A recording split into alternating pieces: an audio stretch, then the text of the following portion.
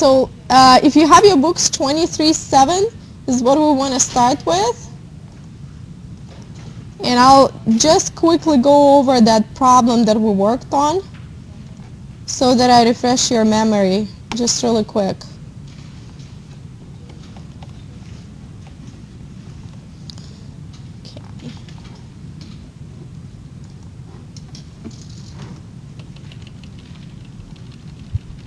Okay, so what did we do? We learned to calculate materials variances in 23-6, right? Let me get there really quick.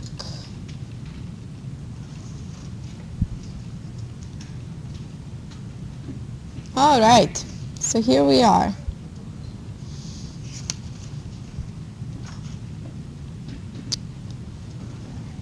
Quickly, just to remind you, our material variance is the actual price minus standard price multiplied by actual quantity, and the direct materials efficiency variance is the actual quantity minus standard quantity multiplied by the standard price, right? And we worked over this little table and learned how we calculate total material variance as well. And then we did an exercise 23-6 where we calculated the material variances, and we said that material price variance just follows the definition, right? We just went and we calculated. We paid attention to the actual quantity because the quantity was given to us pounds per glass and number of glasses, right? We paid attention to this. And then as the next one, we calculate direct materials efficiency variance, again, just strictly by the formula. And we again paid attention to what's given to us. Pounds were not given to us. We had number of glasses and how many pounds per glass, and so forth. And therefore, we calculated all of the variances we were interested in. And we also identified with either as favorable or unfavorable, right? So now that you remember all of that, let's do 23-7. And that's calculating labor variances. The idea is the same, right? Materials, labor, the idea is very similar. What you need to do here is calculate the variances. So we'll have what? Direct labor price variance and direct labor quantity variance. Efficiency variance, right? All right, so what's given to us? We have standard direct labor time as 0.3 hour per glass, and we have a price of 13 per hour, and then the actual results for the production of 6,900 glasses were 0.2 hour per glass, total 11,380 hours at the price of $10 per hour. So what we want to do is calculate the labor price variance and the labor efficiency variance, and the formulas, I hope we remember, right? Okay, so really quick, 2 lines calculation. Give me the numbers. First, let's make sure we know the formulas. What is our direct labor price variance? Anyone?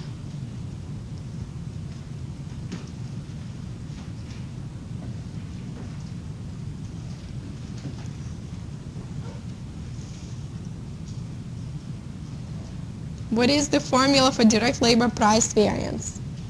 Actual price minus standard price minus quantity.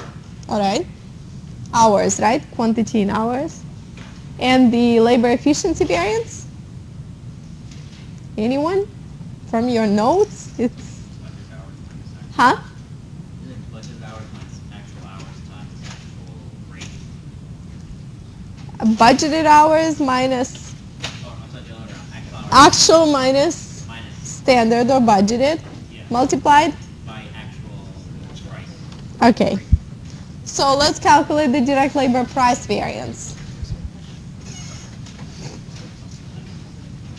Whoever is late, no talking, right?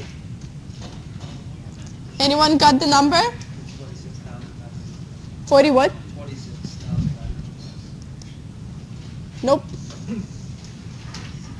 So yeah, don't forget that it's 6,900 multiplied by what?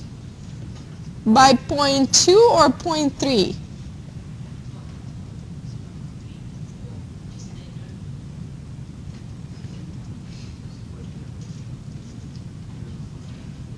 Are we calculating the actual or are we calculating the standard?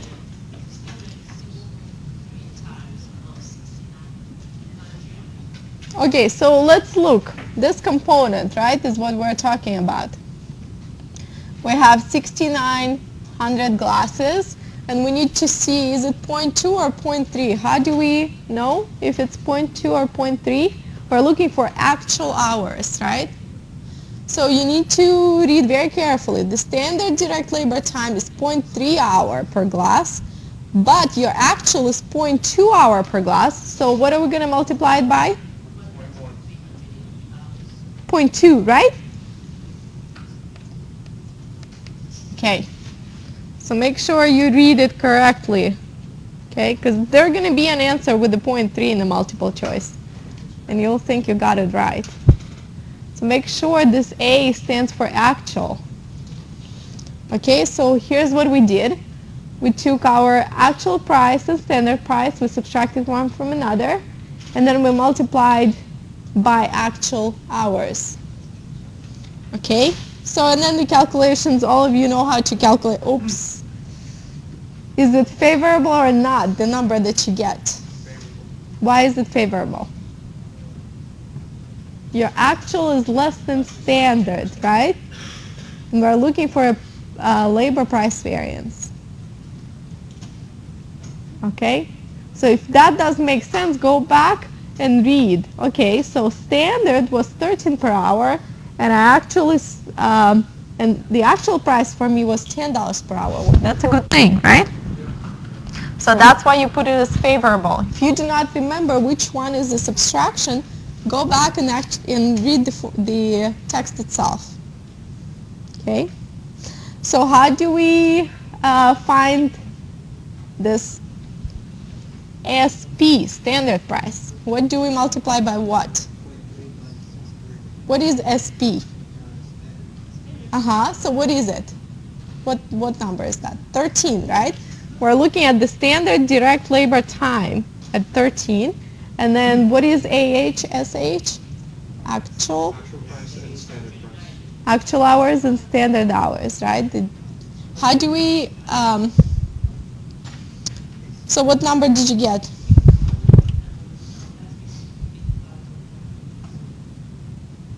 All right, is it favorable or not? My standard is greater than my actual, right? Okay. Good job. All right.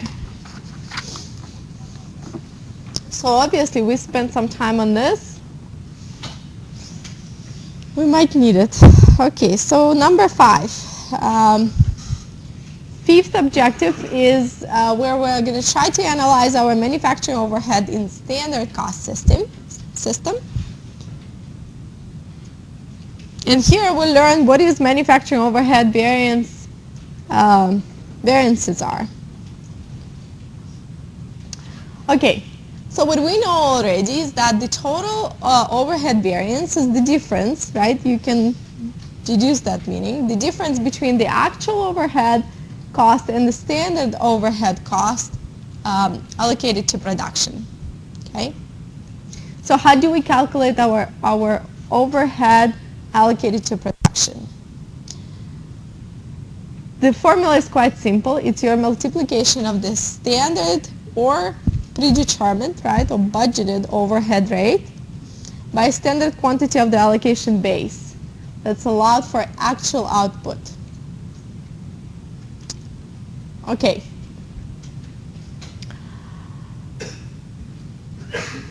Another thing let's go over is the standard overhead rate, right? This first, to understand fully what is our overhead allocated to production, let's look at the also standard overhead rate in just a little bit of detail. What is this standard overhead rate? What does it have?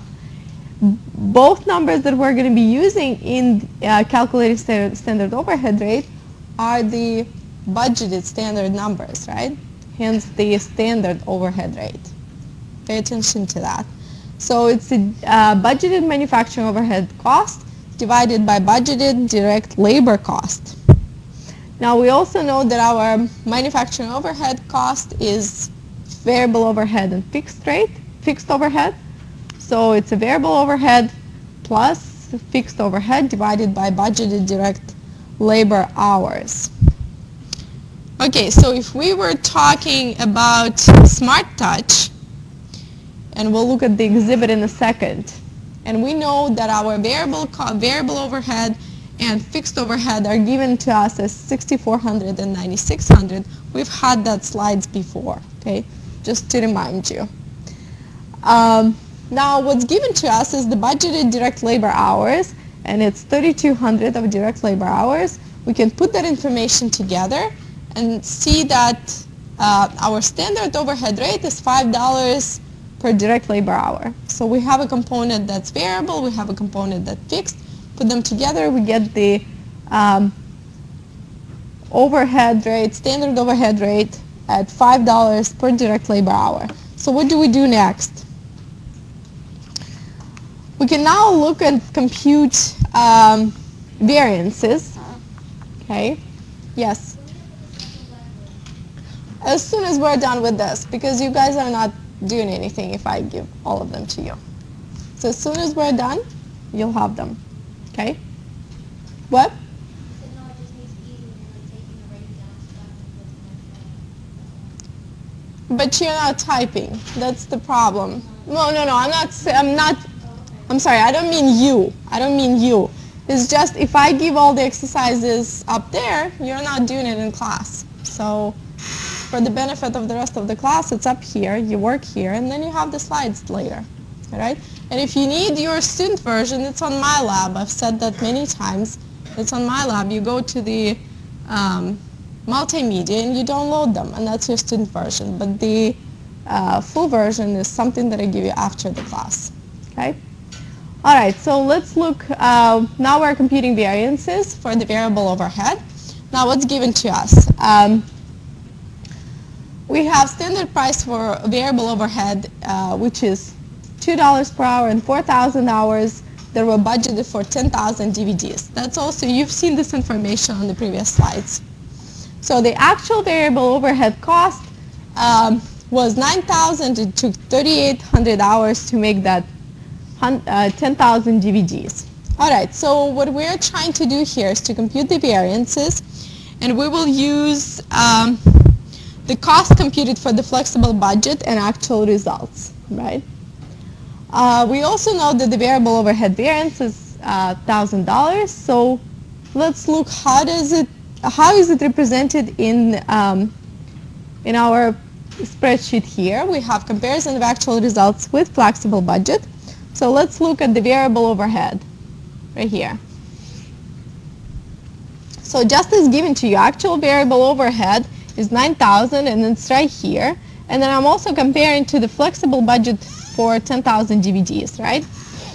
What does it give me? A subtraction of 2 gives me 1,000 of the flexible budget variance, right? We said it's a difference between the actual result at actual prices and the flexible budget for the actual output. That gives us 1,000, and it has a letter U next to it, so it's unfavorable. What does it mean it's unfavorable? It means that our actual results are greater than the budgeted at the actual output, right? Okay, so let's look at the variable overhead variances just a little closer. There are two types of those variances. The first one is the variable overhead spending or price variance, right? And the second one, yes, it's an efficiency, okay? We'll look at it in a second. Let's just figure out how do we calculate our variable overhead spending price variance. Now, just by the logic, it's a variable overhead spending, right? So it's an actual minus standard prices multiplied by the actual hours, okay? So if I if I look at it a little further and I put age right into the brackets, what do I get? I get my actual price by actual hours. And when I subtract my standard price by actual hours. Now what is it? That's your, right here, actual results at actual prices and the flexible budget at the actual quantities, right? At the actual hours. So we have this 9,000, we subtract 2 by 3,800 hours, we get 1,400, which is unfavorable. And now next variance that we will calculate is the variable overhead efficiency variance. Now it's your, the formula is actual hours minus your standard hours, you multiply by the standard price, right? So again, you have some calculations to do. You plug in the numbers that are given to you. And so you have 400 at the end. And that's a favorable because with these calculations we got the negative number. If you do not remember the number, and then just think at the meaning of the brackets, right? 3,800 at the actual and 4,000 at the standard. What happened there? Is it favorable or not? Yes, it's favorable, right? All right.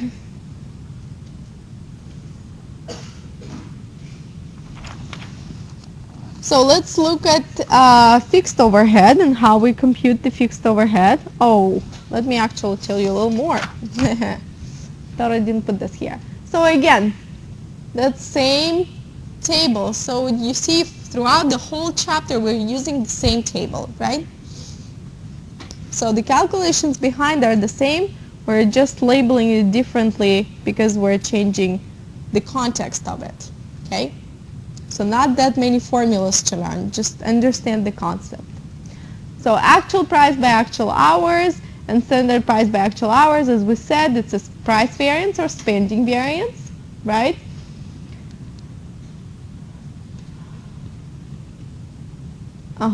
Okay.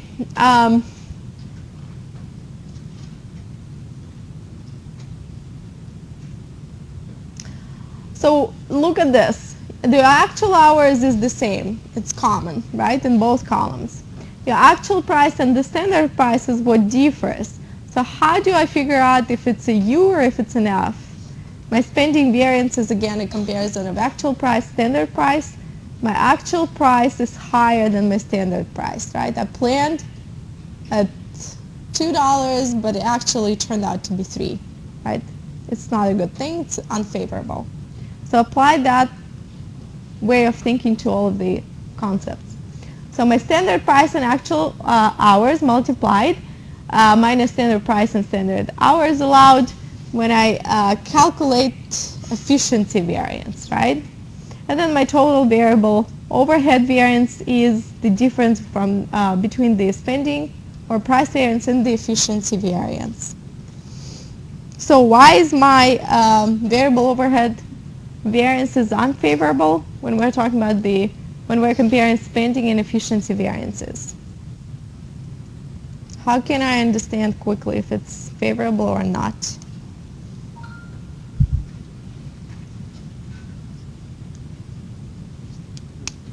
Efficiency is higher than standard, it's favorable. If my efficiency is higher than standard? Anyone? Yeah? Just depends which one's higher. Like in this case, since there's 1,400 unfavorable and only 400 favorable, the balance is going to be unfavorable. That's good. Exactly. Okay? So pay attention to what you've calculated right before. And when you're putting those U's and F's, right, going all the way down, it's going to help you to calculate the rest. If you're still not sure, maybe write it all out and think of, yes? So let's say on a general, if actual price is less than standard price, and let's say we get a negative number, like down here, -400, the negative tells you that it's favorable.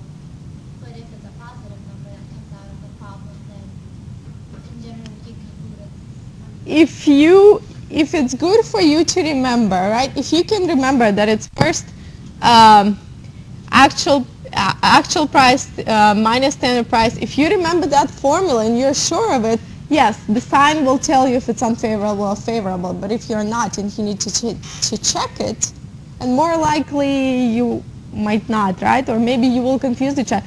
Just make sure that you can verify it with understanding what's behind that formula, right?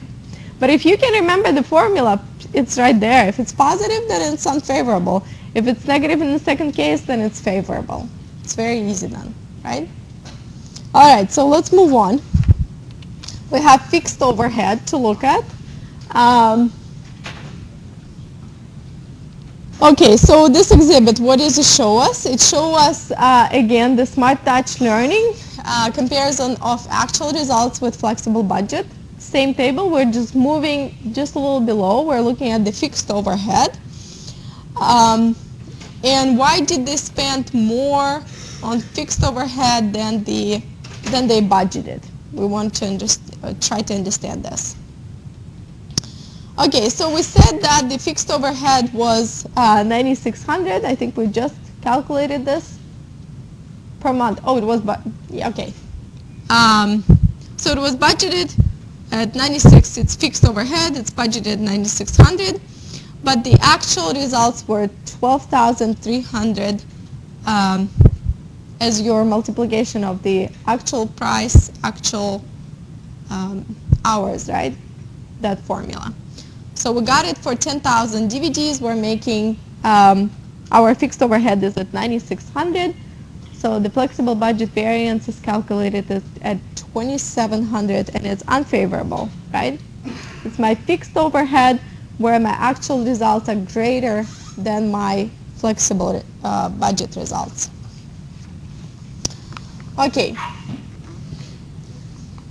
So another thing that I want to quickly note here, when we're comparing our actual results with flexible budget, look at what we're looking at. So if it's variable cost, we have our direct materials, direct labor, variable overhead, and some other administrative and marketing costs, right?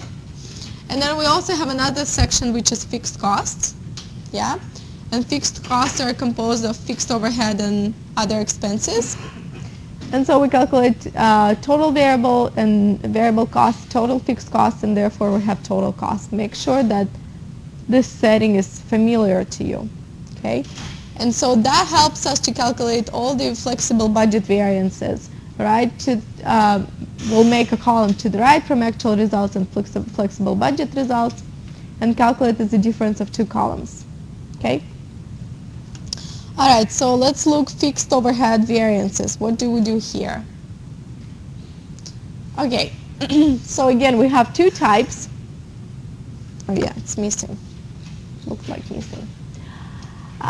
Two types of variable overhead variances. So the first one is fixed overhead spending variance, and then again the volume variance.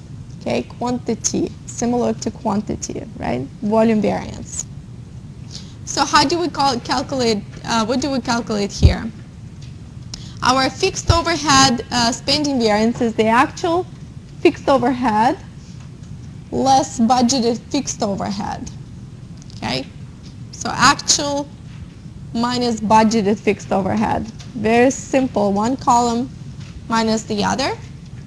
So we just looked how we calculate 2,300 minus 9,600. We got 27, which was unfavorable, because our actual fixed overhead was higher than the budgeted, right? And then we also calculate the fixed overhead volume variance. And what is the volume variance? It's the budgeted fixed overhead minus the applied fixed overhead. What is applied fixed overhead? We're going to take into consideration this number of hours that we used up, right? That's 44,000 hours, and the same rate at $3 per hour that we had before. Okay, so it's 9,600 minus 12,000, and we calculated it as 2,400 as favorable. All right, so we are going to be applying this rate of $3 per hour to apply to the fixed overhead two jobs, right? Okay, so let's look at this little table, little illustration below that I have for you. 2 points is our spending variance, and volume variance is what we're learning to calculate. So spending variance is your difference between the actual overhead. Do you see how it got a little simpler to the left, right? We're not multiplying two things, we're just subtracting one from another, right? So it's actual fixed overhead minus your budgeted fixed overhead when you're looking for the spending variance, right? And then the volume variance is the difference between budgeted fixed overhead and then this applied fixed overhead, which is your applied fixed overhead standard price multiplied by the standard hours allowed, right? Okay.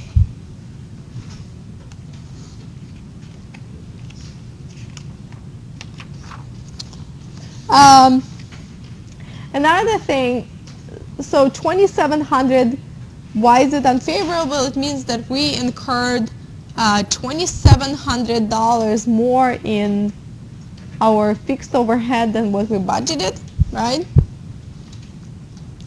And the 2,400 to the right, that's favorable. That practically means that more overhead was applied to jobs than it was budgeted, which is a good thing, right? And that resulted in the positive volume variance. All right, manufacturing overhead variances.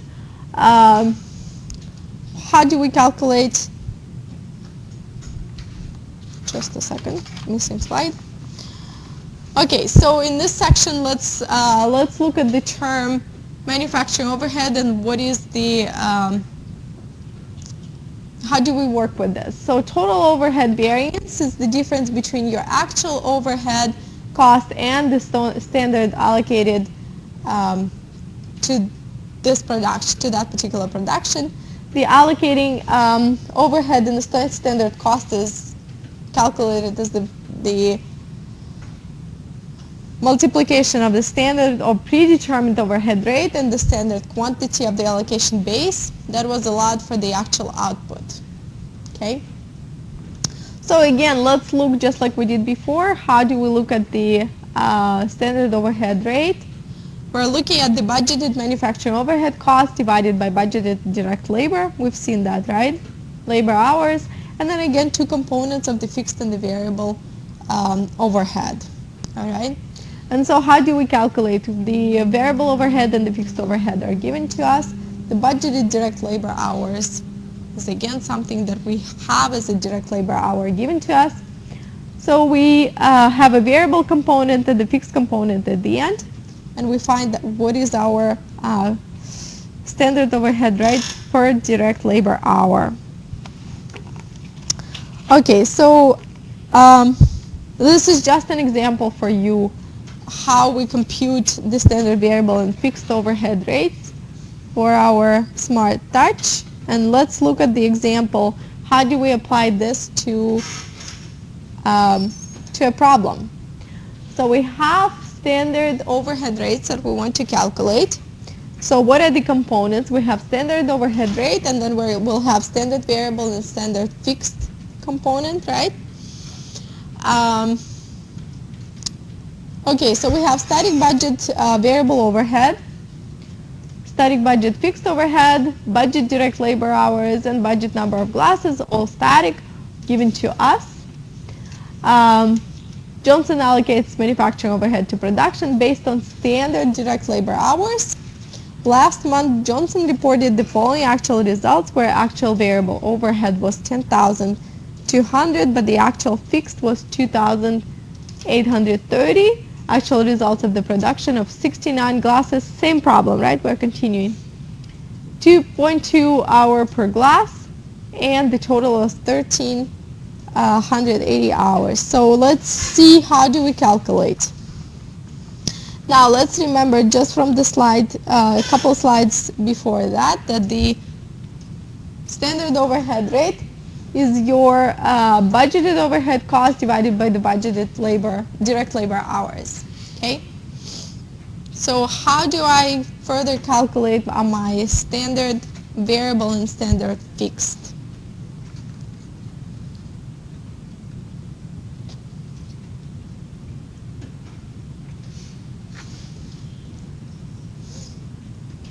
make sure you are writing some of it down because the next one doesn't have almost any of that information. We'll be just calculating it. So my standard variable is going to be my static budget variable overhead, right, divided by 18. I'm going to use my direct labor hours, right, to calculate my standard variable cost. That's right. You got it right.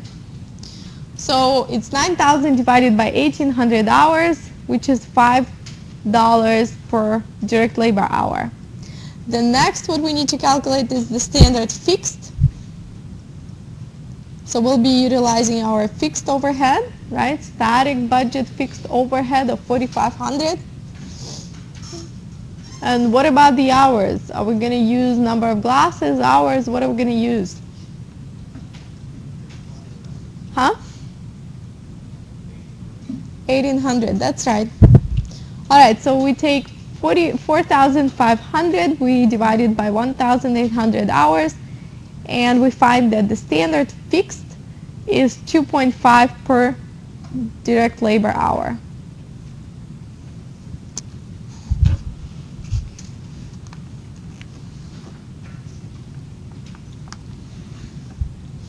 Okay, so we talked a little bit ago about all sorts of variances and that it has the spending and efficiency variance. So how do we put this together to practice? Let's look at the 2310.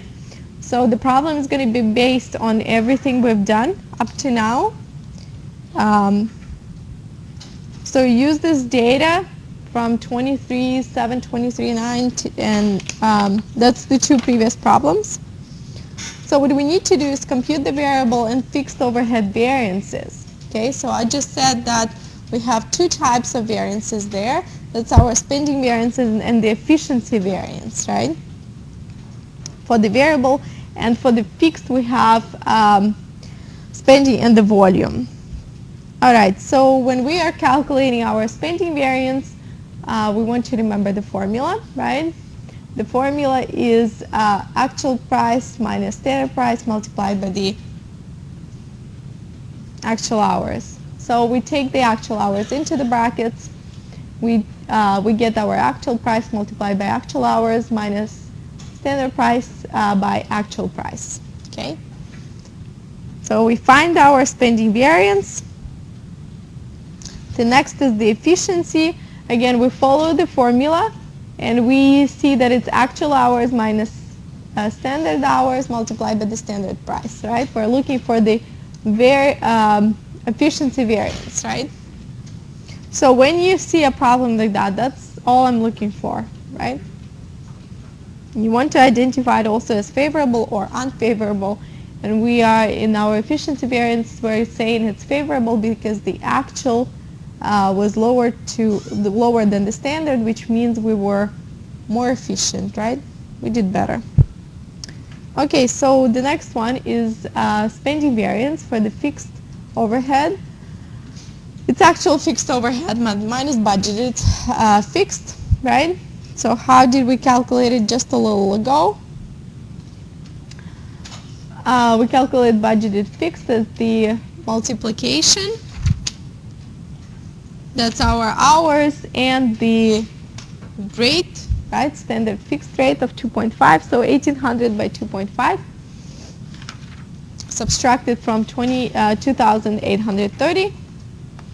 All right, so what do we see? We see that the fixed overhead, actual fixed overhead was greater than the budgeted fixed overhead, which is good, right? And now let's look at the volume variance. Budgeted fixed overhead minus your applied fixed. Then again, we follow just the calculations of it. So my budgeted number was greater than the applied. In applied, I used the actual, the rate that we just calculated, right, 2.5. All right, so make sure that you can freely follow the tables, right, the little tables that I had on the bottom. They will greatly help you to understand the formulas when you're going over at home. Don't try just to memorize, because it's all H's and S's and P's, and it all looks pretty much the same, right? Try to understand behind what it means. Yes? The Uh-huh.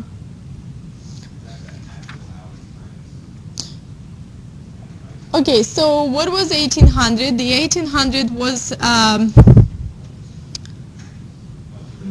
yes.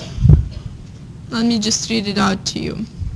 If I have the problem itself. It's your actual hours, right, that were,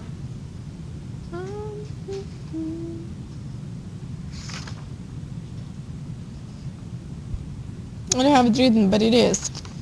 And then what is another number that you're looking for? So it's your direct labor hour that was like budgeted, right?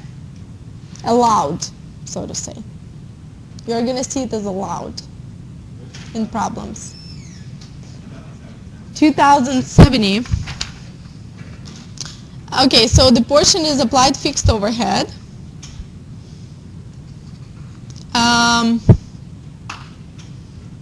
Let me see, I have it written out.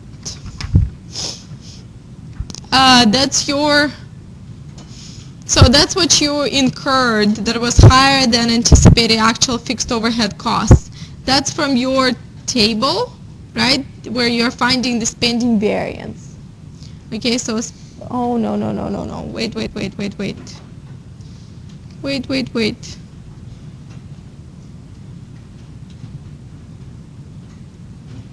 It's given to you. I don't have the problem with me, but it's actually given to you.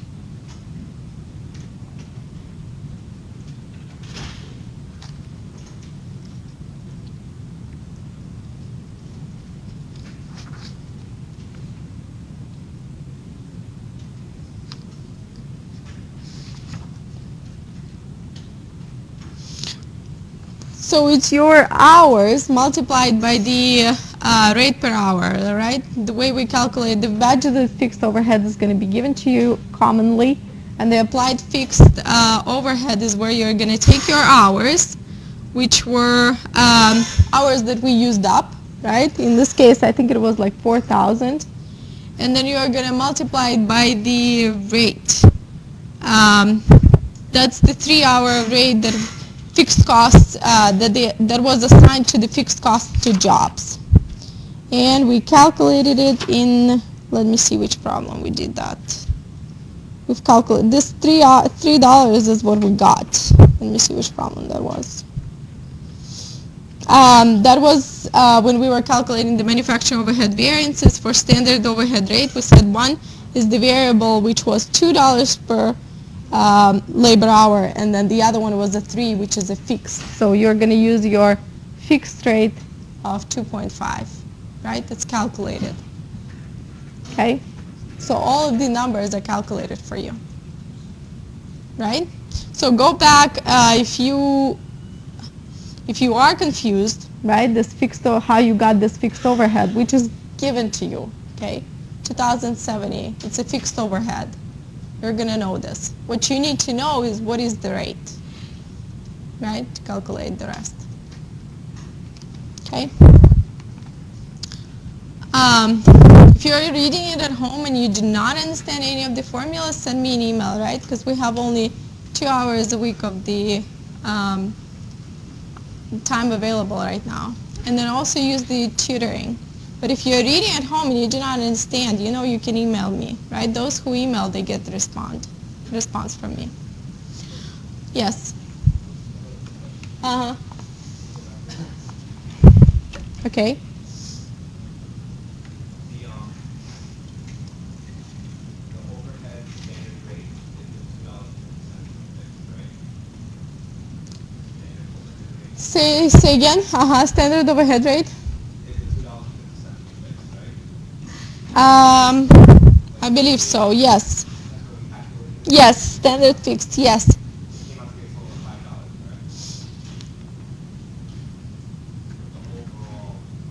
No, you calculated your variable at 5 and you calculated your fixed at 2.5, right? Mm-hmm. Okay. So the 6th one is record transactions as standard cost and prepare standard cost income statement. While we're on the subject, just let me back a little bit. So when you're preparing for the exam, because I know you're getting all anxious, it's the final, right? Don't forget that there's tutoring, okay? Utilize the people who are available for tutoring. All right? Because I'm not here all the time right now. I'm only like 2-3 hours a week when I can help you guys. So make sure you use the tutors. We have like 4 or 5 tutors that are available on a regular basis. Okay? All right. So number 6 is we're learning to record transactions. Good job yesterday. You had some of it yesterday, which I hoped you would understand how to put together, and many of you did. So let's learn how to record transactions as standard cost and prepare a standard cost income statement. For all of you who are interested, if we need to know how to journalize anything or how to record transactions, we will. Here's the whole learning objective on it, right? Okay, so let's look.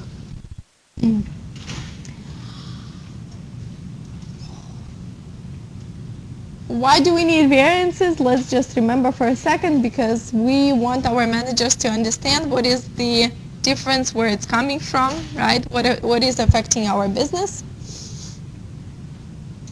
So we want to record our variances from standard as soon as possible so that our managers can take actions. All right, so if we're looking at, and this is obviously a part of the Smart Touch records. So what do they do here? They record direct materials price variances when the materials are purchased, right? This is very important to understand. So what we need to do is to record purchase of direct materials price variance right after, right, when materials are purchased. So let's look. We have materials inventory. We have direct materials price variance and accounts payable. So we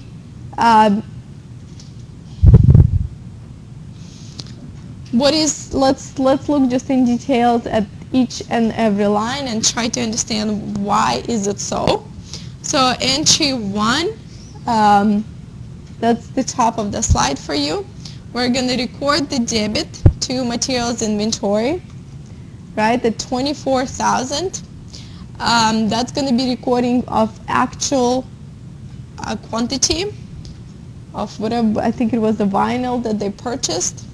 So what did they purchase? They purchased 12,000 square feet of actual quantity, and the $2, which is SP. What is an SP?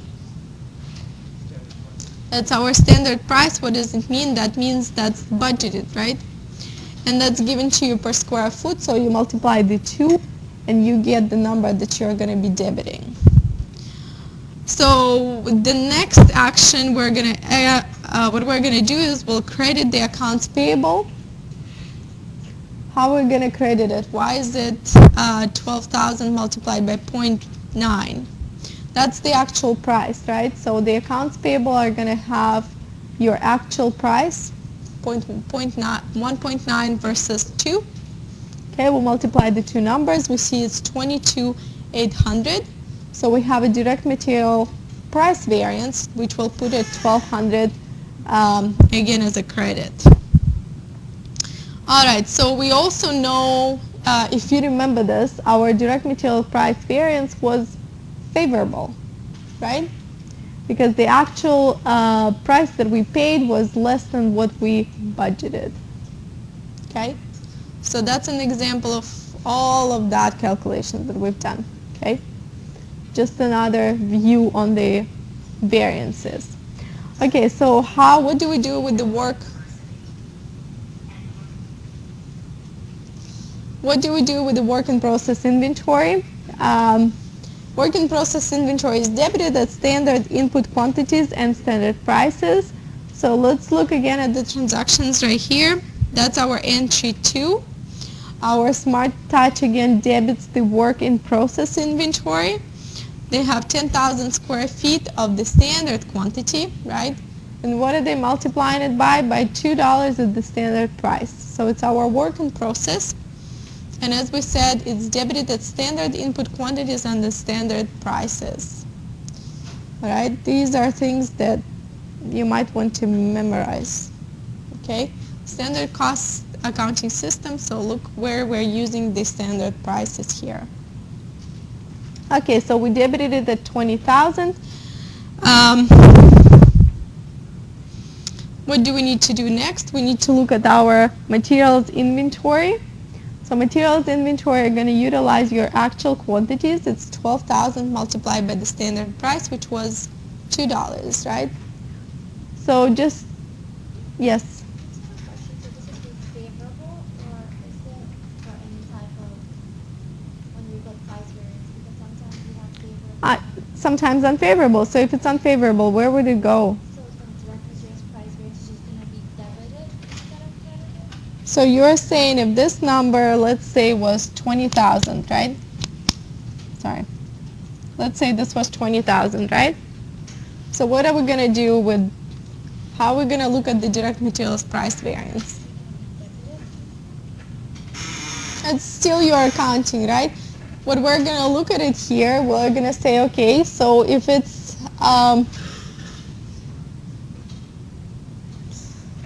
less than, it's like 1.8 something, right? So it's less, so my standard price is less than my actual price, right? That means it's unfavorable, right? So I'm going to go ahead and put it where? Am I going to put it here as the 2,800? 2,800? No, right? You still need to remember it's the same accounting, right? You can put it to the credit. Okay, so we'll put that right here, right? But we're right now talking just about this certain case for the for our Smart Touch. Okay, so if it's favorable, unfavorable, you will see where it goes, and that will tell you also if you don't quite remember which one is favorable, which one is not.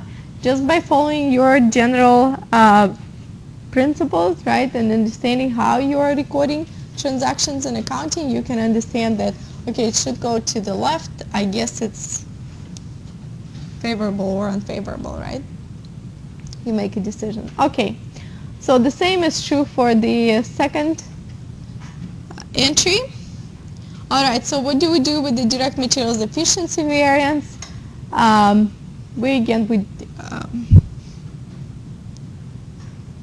We have more. Okay, so we put 4,000 as our direct materials efficiency variance is the difference between the work in process inventory and materials inventory. Okay. All right, so let's look at the third and fourth entry. So again, our standard cost accounting system, we're trying to learn our journal entries, and let's look at the other rule. So we have our manufacturing wages that are debited at standard prices for direct labor hours that are actually used. Okay, so let's look at the entry 3. What do we have here? We have our manufacturing wages that are debited at $10.50, which is a standard price, and we multiply it by the actual quantity of hours, which is direct labor hours that were used, right? Okay, so the next is wages payable.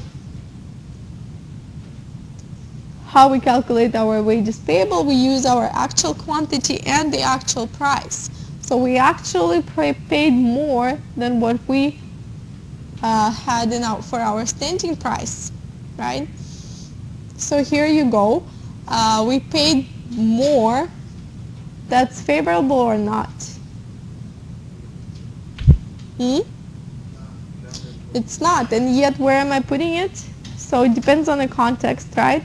But what you need to do is to follow your entry rules. Just follow the general notion of how you put the entry, right? So direct labor price variance is 1900, and it's debited. All right, the next, for the fourth entry, the general rule is work in process inventory is debited for the cost, for the standard cost per direct labor hour that should have been used. All right, so how do we calculate again? Remember your formulas. Your work in process inventory, that's practically, if you look at it, it's the way you're calculating your efficiency variance, right? Direct labor efficiency variance is the difference between your standard quantity and standard price and the actual quantity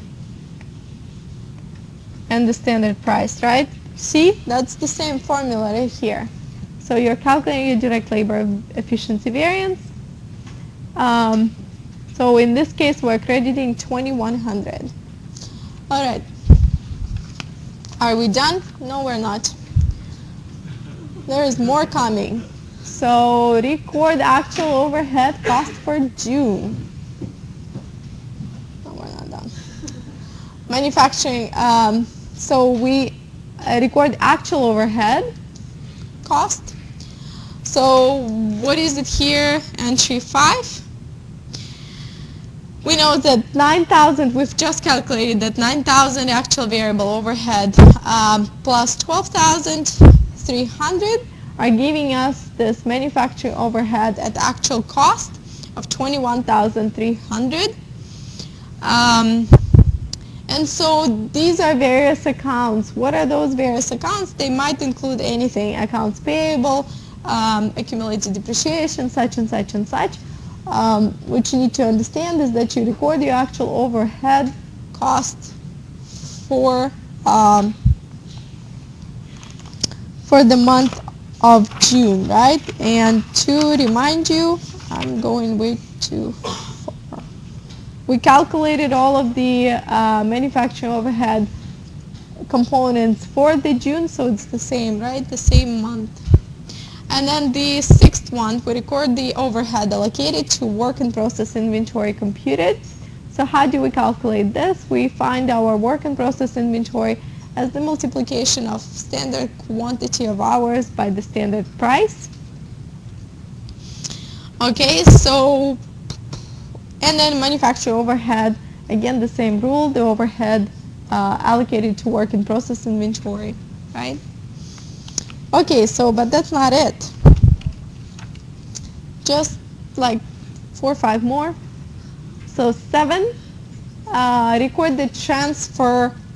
So you understand we're following the process, right? Now we're recording the transfer of standard cost of the DVDs completed from work in process. Now we're moving to the finished goods, okay? So what do we have here? Our 10,000 DVDs are completed, great. So 82,000 is debited to finished goods inventory, and it's moved from the work in process inventory.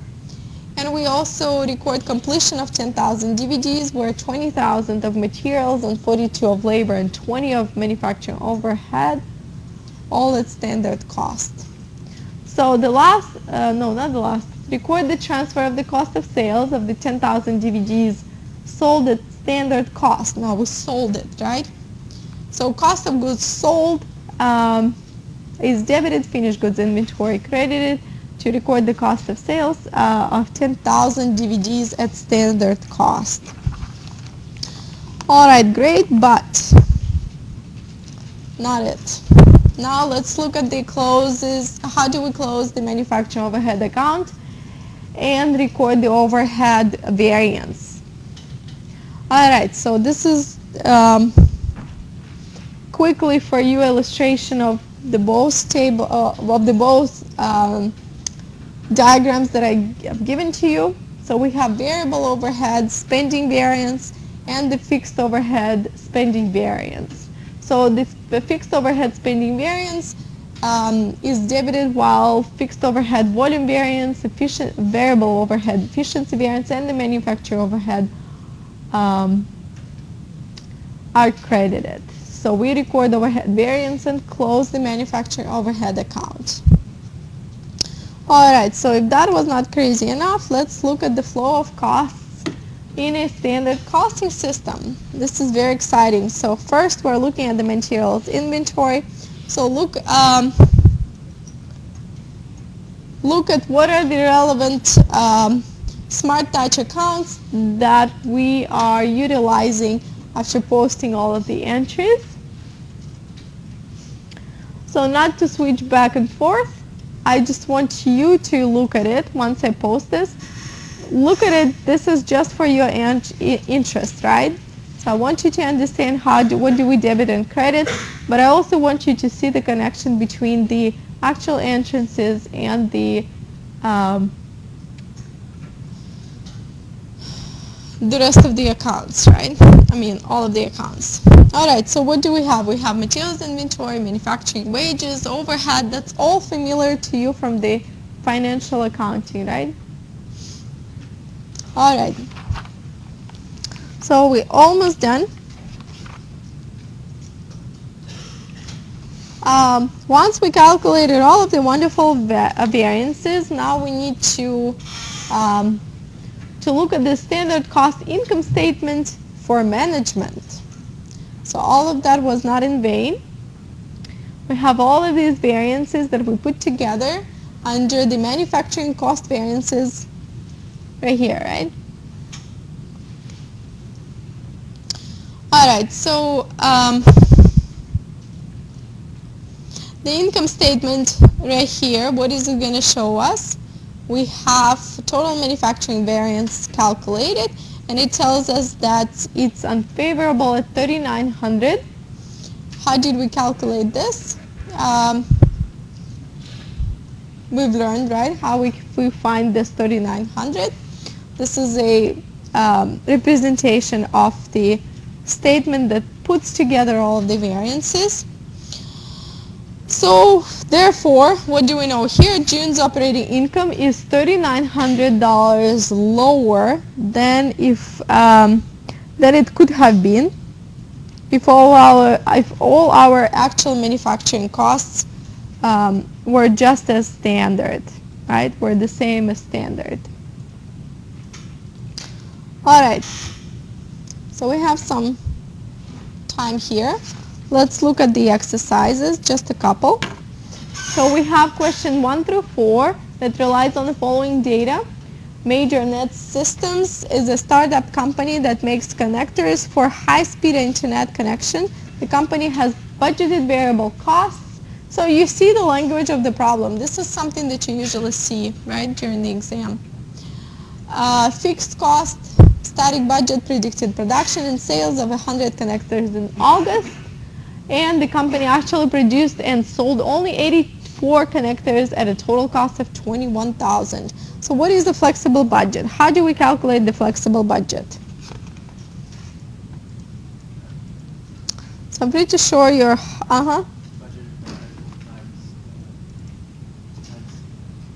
budgeted what?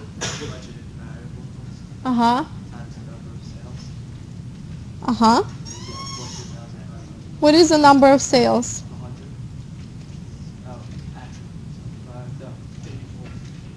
84. So 84 multiplied by 145, and then what do I do with this? That's just one part of the flexible budget, right? Yes. And then you add $7,000. All right.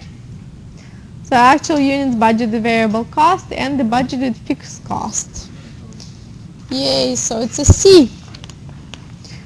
Okay, that's not it, right? It's 1 through 4. 1 through 4 and we're done with this chapter, so wait a second. Okay, so what is the second one? It's a volume variance. Give me the answer. Volume variance is what? Flexible budget and the master budget cost, right? So is it an A? Is it a B? Is it a D? Or maybe a C?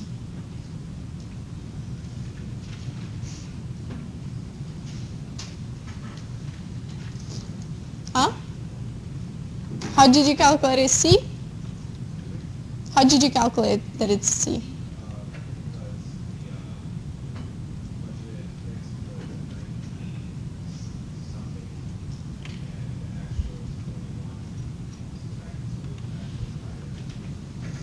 Yes, so you see, now you need to understand if it's a U or if it's an F, right? You look at it, you see that it's unfavorable, so it's a C, right? It's unfavorable. Fixed cost is the same. So my actual units sold are less than budgeted units sold. So you see, I even wrote it out for you here. So sometimes if you don't remember the actual formula, right, and that's going to happen, I promise you 100%. Try to see what does it mean that my actual units sold are less than budgeted units sold, right? All right, so the next one, flexible budget variance. What is the flexible budget variance? Is the actual cost and the flexible budgeted cost, right? The difference between the two. So how do we calculate that?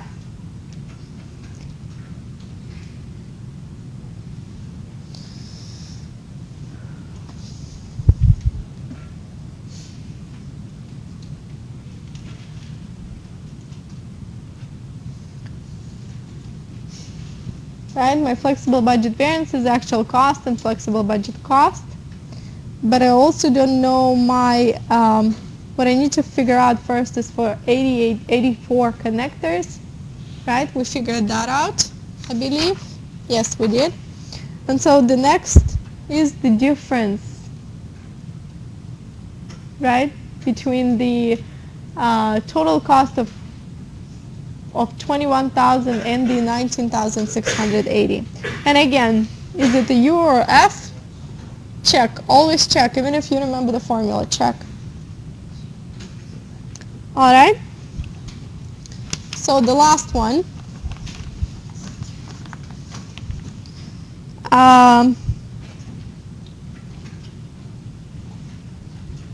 Yeah, we'll go over it next time. Hold on a second. We don't want to do this right now.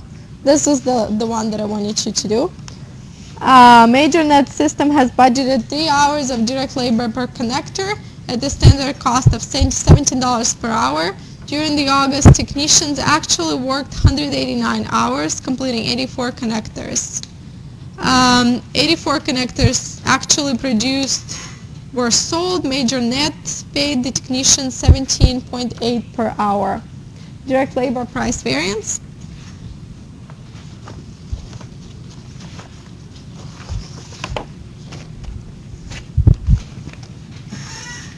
What's your, how do you calculate it?